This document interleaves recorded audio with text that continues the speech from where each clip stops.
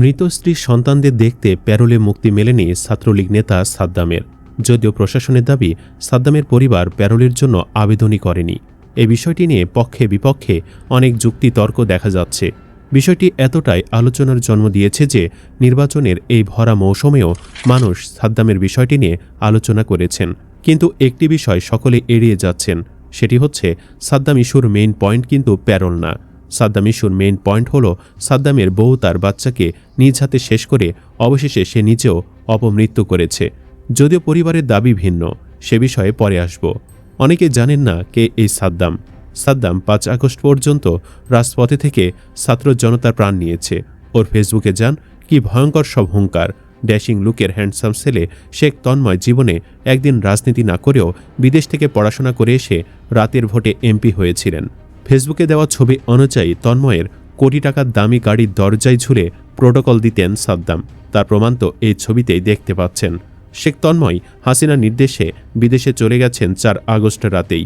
পরের 8 মাসে সাদ্দাম অন্তত 20 বার শেখ তন্ময়ের সঙ্গে পুরনো ছবি ভিডিও দিয়ে ফেসবুকে লিখেছেন, প্রিয় অভিভাবক। রাজপরিবারের তন্ময় এখন কানাডায় স্নোফল দেখছেন ফায়ার প্লেসের উষ্ণতা মেখে। আর যশোরে জেলে পৌঁছে সাদ্দাম। আবার একদিন কিছু ঘটলে তন্ময় আবার দাপুটে এমপি মন্ত্রী হবেন। নতুন কোনো সাদ্দাম গাড়ির দরজায় ঝুলে প্রোটোকল দেবে। আর এখনকার প্রোটোকল দেওয়া সাদ্দামরা জেলে থাকবে, এটাই নিয়তির চক্র। মজার ব্যাপার কি জানেন, যে হাসিনা শেখ তন্ময়ের জন্য সাদ্দাম মানুষ মারতে রাজপথে নেমেছিল, সেই হাসিনাও কিন্তু ভালো আছে। হাসিনার ছেলে মেয়ে ভালো আছে, ইভেন সাদ্দামের এলাকার এমপিও ভালো আছে। কোটি কোটি টাকা কামিয়ে 5 তারিখ পালিয়েছে। মাঝখান থেকে সাদ্দামের জীবন শেষ, পরিবার শেষ। এমন সাদ্দাম বাংলাদেশে এই মুহূর্তে লাখ লাখ। কিছু আছে জেলে, বাকিরা নতুন সরকার আসার পর জেলে যাবে, নতবা দেশ ছেড়ে পালাবে। রাজনীতি করতে চাইলে রাজা হন, রাজা হয়ে রাজনীতি করেন, না পারলে অন্য কাজ করে জীবন চালান, যাতে নিজে বেঁচে থাকতে পারেন, যাতে নিজ অন্যায়ের জন্য আপনার বউ বাচ্চাকে মরতে না হয়। সাদ্দাম যার জন্য এত কিছু করেছে, সেই হাসিনার কিন্তু কিচ্ছু যায় আসে নাই। বিশ্বাস করেন, সে খুবই খুশি, কারণ সাদ্দামের মরে যাওয়া বউ বাচ্চাকে নিয়ে সে এখন মায়া কান্না করতে পারবে। হাসিনা চায় সাদ্দামের এই ঘটনা আরও অনেকের সাথে ঘটুক। অথচ হাসিনা ঠিকমতো খোঁজ নিলে সাদ্দামের বউ তার বাচ্চাকে মেরে দিয়ে নিজে মরত না। ভিডিওতে অনেকের হাসিও আসতে পারে, আবার সাদ্দামকে অনেক বোকাও মনে হতে পারে। বাট আপনি যখন আপনার নেতার কথাতে অমুককে মারেন তমুককে মারেন, তখন আপনিও কিন্তু একজন সাদ্দামি হয়ে যান। নেতাদের টিকিট সবসময় কাটাই থাকে, সাদ্দামদের থাকে না। সাদ্দামের জন্য কান্নাকাটি করার কিছু নাই। সে একজন ক্রিমিনাল, আইন তার বিচার করবে। জাস্ট আপনি নিজে কোনো প্রিয় নেতার দ্বারা আরেকজন সাদ্দাম হয়ে যাচ্ছেন কিনা, এই প্রশ্নটাই জাস্ট নিজেকে করেন।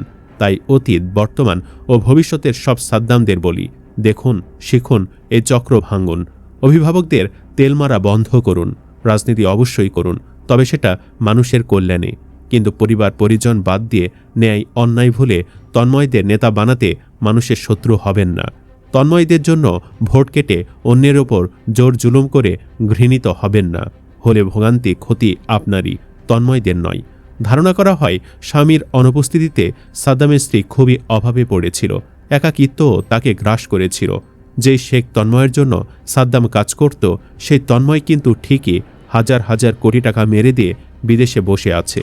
বাগেরহাট 1 আসনের সাবেক সংসদ সদস্য শেখ হেলালুদ্দিন ও তার ছেলে বাগেরহাট 2 আসনের সংসদ সদস্য শেখ তন্ময় সহ 5 জনের বিরুদ্ধে 200 কোটি টাকার চাঁদাবাজির মামলা দায়ের হয়েছে। স্থানীয় ব্যবসা প্রতিষ্ঠান নিউ বসুন্ধরা রিয়েল এস্টেটের ব্যবস্থাপনা পরিচালক আব্দুল মান্নান তালুকদার বাগেরহাট মডেল থানায় এই মামলা করেন। মামলার অন্য আসামিরা হলেন শেখ হেলালের ব্যক্তিগত সহকারী মোহাম্মদ ফিরোজুল ইসলাম, তন্ময়ের ব্যক্তিগত সহকারী MA শাহিন ও শেখ শহীদুল ইসলাম। মামলার এজাহার সূত্রে জানা যায়, শেখ হেলালুদ্দিন শেখ তন্ময় সহ 5 জন আব্দুল মান্নান তালুকদারের শহরের সরুই কার্যালয়ে গিয়ে 200 কোটি টাকা চাঁদা দাবি করেন। চাঁদা না দিলে তার ব্যবসা প্রতিষ্ঠান বন্ধ করে দেওয়া, মিথ্যা মামলায় জড়ানো সহ মেরে ফেলার হুমকিও দেয় আসামিরা। যেহেতু সাদ্দাম তন্ময়ের সাথে কাজ করত, তাই সাদ্দাম কখনোই এসব অপকর্ম থেকে নিজেকে নির্দোষ দাবি করতে পারেন না। সুপ্রিয় দর্শক, সাদ্দামের সাথে যা ঘটেছে, এটা কি তার পাপেরই ফসল? কমেন্ট বক্সে ইয়েস বা নো লিখে জানিয়ে দিন আপনার মতামত। ভিডিও ভালো লাগলে লাইক দিন এবং চ্যানেলটি সাবস্ক্রাইব করুন। ধন্যবাদ।